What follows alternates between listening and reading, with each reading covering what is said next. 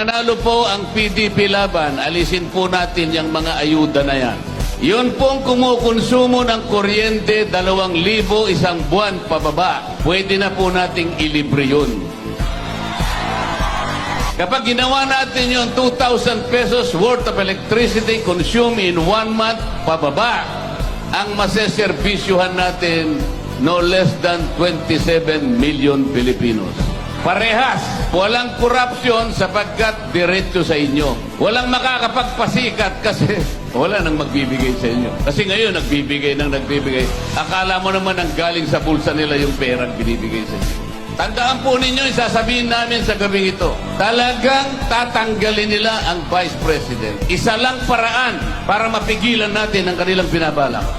Yung team na yun, ayaw na nilang makauwi si Tatay Digong dito sa ating bansa. Pero merong isang team pipigilan yung kanilang kagustuhan, PDP Laban.